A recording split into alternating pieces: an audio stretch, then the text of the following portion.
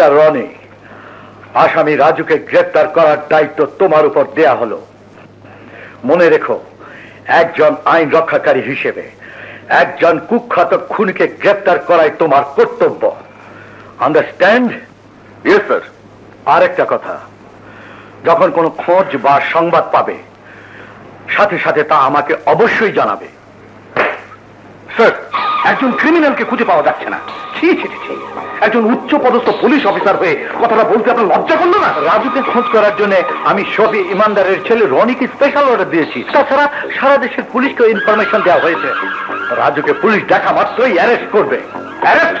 আমি অ্যারেস্ট চাই না। আমি চাই রাজু লাশ। রাজু খুনি হলেও তাকে গুলি করার আদেশ দেওয়ার ক্ষমতা আমার নেই।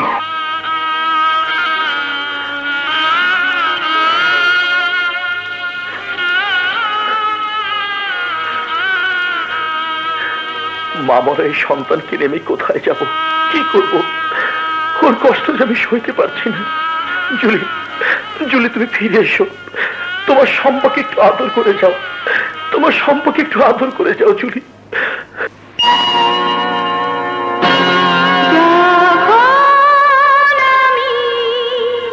থাকবো না, খুঁজবে তুমি, খুঁজবে আমি তোমার কি ছিলাম,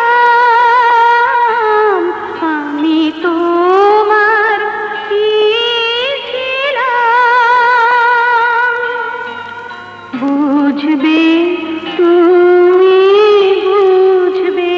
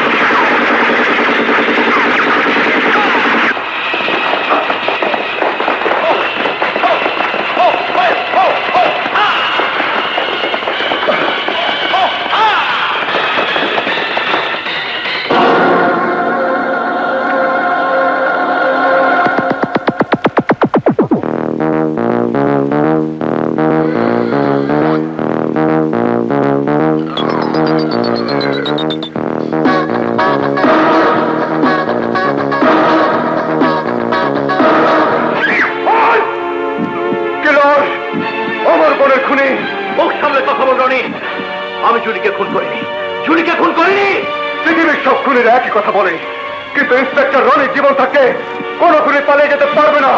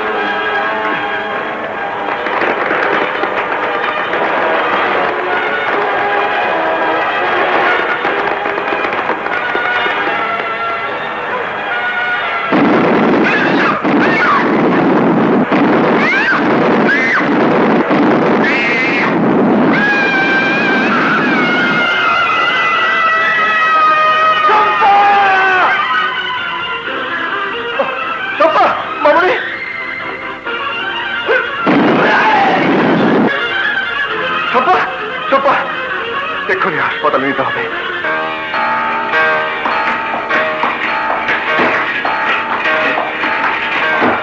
ডক্টর, আপাতত ভয়ের কিছু নেই, তবে জ্ঞান না ফেরা পর্যন্ত কিছুই বলা যাচ্ছে না।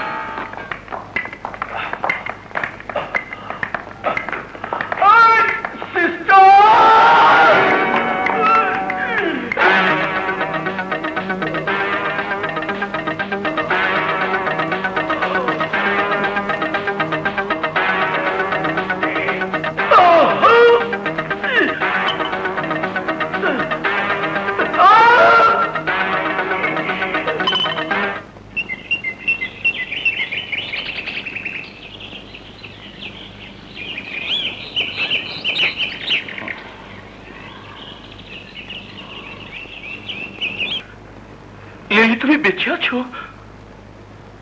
লিলি, আপনি কি আমাকে বলছেন? আমি লিলিকেই বলছি। আপনি ভুল করছেন, আমি লিলি নই, আমি ডাক্তার ফাতেমা আক্তার। দাঁড়াও,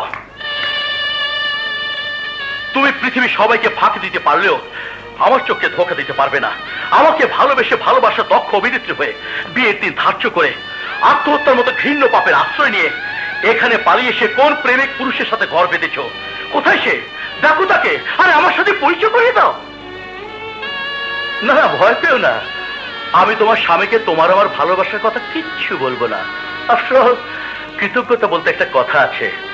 একজন মৃত্যু পথযাত্রীকে তুমি সুস্থ করেছো, তাছাড়া একসময় তুমি আমাকে ভালোবাসতে। সেবা পাইছে।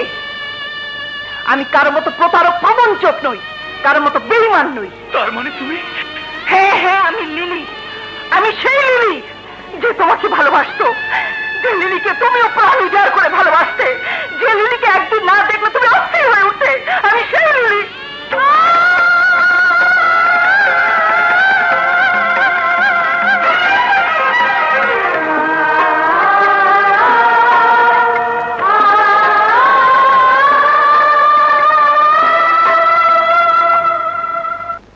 ডুবে ডুবে এত দূর, অথচ আমাকে জানাওনি। জুলি, হ্যাঁ এখন তো ধমকাবে, কিন্তু আমিও ছাড়বো না দুলা ভাইকে। একবার পেলে তখন বোঝাবো মজা। কি বোঝাবি? ওই কি বোঝাবি? আমার বোনের সাথে লুকিয়ে লুকিয়ে প্রেম করার মজা। জুলি, ভালো হচ্ছে না কিন্তু। হবে হবে, আগামী শুক্রবার দিন সব ভালো শেষ হবে। মানে মানে তোমার সাথে তোমার প্রেমিক পুরুষ রাজু সাহেবের বিয়ে হবে। সত্যি? হ্যালো, হ্যাঁ বলছি। কি বললেন? পেশেন্টের সিরিয়াস অবস্থা? কোনো ডাক্তার নেই? ঠিক আছে, আমি আসছি। বাবা, আমি একটু হাসপাতাল থেকে আসছি। কিন্তু আজকের দিনে আমি যাবো আর আসবো।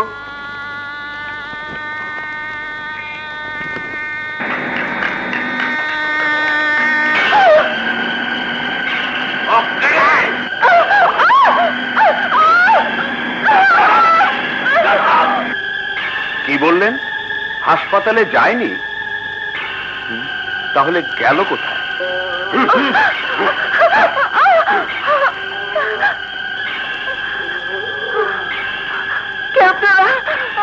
কেন আমাকে এভাবে ধরে এনেছেন?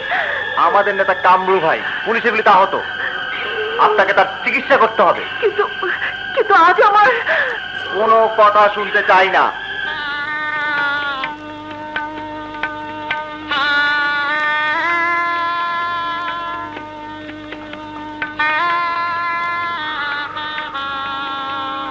শফি, আমি আর ভাবতে পারছি না। শফি, দুলা ভাই, সমস্যার সমাধানের উপায় একটা আছে। জুলি। জুলি? বাবা, এসব তুমি কি বলছো? মা জুলি, আমরা নিরুপায়। বরপক্ষ সবকিছু জানতে পারলে এ বংশের মান সম্মান ধুলোয় মিশে যাবে। এখন একমাত্র তুই পারিস এই বংশের মান সম্মান রক্ষা করতে। না বাবা না, এ হয় না, হতে পারে না। আপা রাজুকে ভালোবাসে, রাজু আপাকে ভালোবাসে। জুলি, না না, আমার পক্ষে সম্ভব নয়। তোমরা চিন্তা করো না, আপা নিশ্চয়ই ফিরে আসবে। জুলি, বরযাত্রীরা যদি জানতে পারে লিলি নেই, তাহলে পরিস্থিতি কি হবে একবার ভেবে দেখ। তোর বাবার কি অবস্থা হবে ভেবে দেখ। লিলি বাড়িতে নেই জানার পর লিলি ফিরে আসলে বরপক্ষ লিলিকে গ্রহণ করবে তার কি নিশ্চয়তা আছে? মারে মারে রাজি হয়ে যা। আজ থেকে সবাই জানবে তুই হচ্ছিস লিলি, আর লিলি ফিরে এলে হবে জুলি। অসম্ভব, এ হতে পারে না বাবা। জুলি, তুই এই মুহূর্তে রাজি না হলে আমাকে বিষ খেয়ে আত্মহত্যা করতে হবে। বাবা, পিতা হয়ে আমি তোর পায়ে পড়ছি মা। বাবা, বাবা, এ তুমি কি করছো?